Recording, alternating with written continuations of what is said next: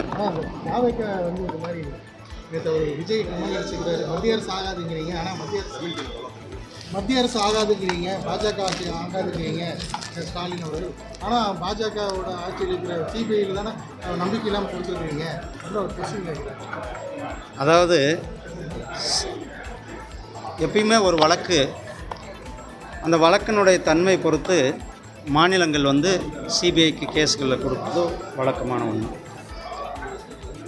மாநில அரசாங்கம் நம்ம ஏற்கனவே இங்கே தமிழ்நாடு எல்லா பல கேஸ்கள் சிபிஐக்கு கொடுக்கப்பட்டு சிபிஐ விசாரித்து அதில் ஒரு நல்ல தீர்ப்புகள் பெற்றுத்தரப்படுகிறது, நியாயம் பெற்றுத்தரப்படுகிறது.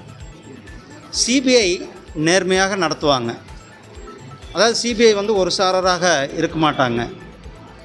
சிபிஐ ஒரு வழக்கை நடத்துதுன்னா அதில் நிச்சயமாக நீதி கிடைக்கும் என்ற அந்த நம்பிக்கை மக்கள் மனத்தில் இருக்கிறது.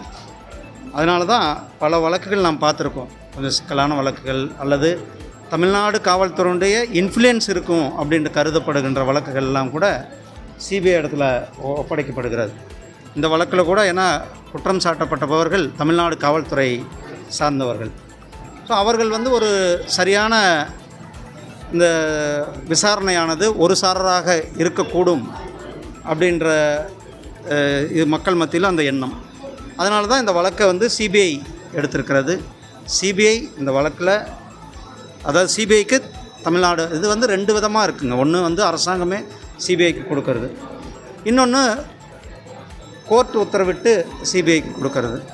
அதனால் சிபிஐ நடத்துறதுனால அது மக்களுக்கு உண்மையாலுமே கரெக்டான நீதி கிடைக்கும் என்பதை அந்த கோணத்தில் தான் நம்ம இதை பார்க்குறோம். விவசாயிகள் பயிர்க்கடன் பெறதுக்கு வந்து தொடக்க வேளாண்மை கூட்டுறவங்க சிவில் ஸ்கோர் வந்து இப்போ செக் பண்ணுறாங்க. அதனால் விவசாயிகள் நாங்கள் கடுமையாக பாதிக்கப்பட்டிருக்கிறோம். இத்தனை ஆண்டு காலத்தில் இந்த நடைமுறை இல்லை. இப்போ புதுசாக இந்த நடைமுறை பின்பற்றதுனால நிறைய விவசாயிகளுக்கு வந்து பயிர்க்கடன் பெறுவதில் சிக்கல் ஏற்பட்டுருக்குன்னு சொல்கிறாங்க. நீங்கள் சொல்லியிருக்கீங்கன்னா நிச்சயமாக இது நான் நிதித்துறை அமைச்சர் அவர்களுடைய கவனத்தில் எடுத்துகிட்டு போகிறேன். அது என்னன்றதை நான் உங்கள்கிட்ட சொல்கிறேன். நன்றி அண்ணா.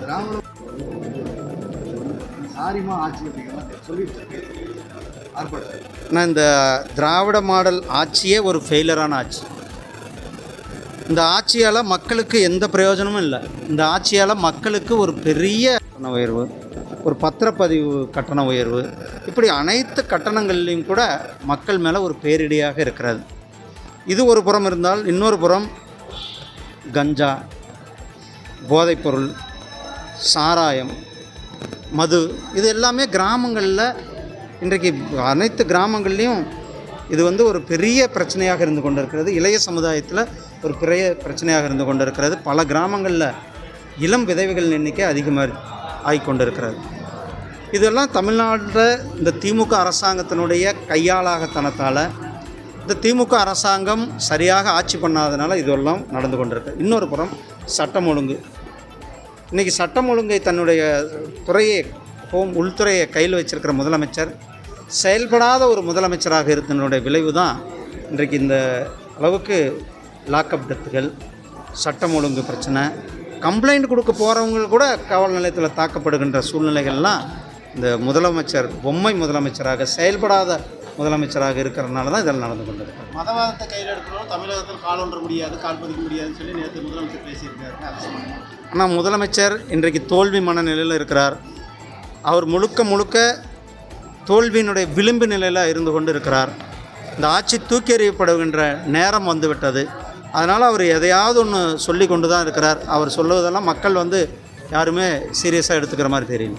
தமிழகத்தில் பாஜக சார்பில் தேர்தல் பணி எப்படி சட்டமன்ற தேர்தல் ஆரம்பிச்சிருக்கோங்கன்னா, எங்களுடைய பூத் வலிமைப்படுத்தும் பணிகள் நடந்து கொண்டு இருக்கிறது. இன்றைக்கு 3 நாட்களாக 3 பாராளுமன்றத்தில், குறிப்பாக கன்னியாகுமரி, திருநெல்வேலி, விருதுநகர், இந்த 3 பாராளுமன்றத்திலையும் எங்களுடைய பணியானது ஒரு மாஸ் கேம்பெயினாக நடந்து கொண்டிருக்குது. இன்னைக்கு தமிழ்நாடு முழுவதும் அனைத்து பகுதியில் நடக்கும். நாங்கள் தேர்தலுக்கு தயாராக இருக்கிறோம். எங்களுடைய தேர்தலுக்காக அனைத்து பணிகளும் செய்து கொண்டிருக்கிறோம். கூட்டணிகள் வந்து வாய்ப்பு இருக்குன்னா பொறுத்து பாருங்கண்ணா.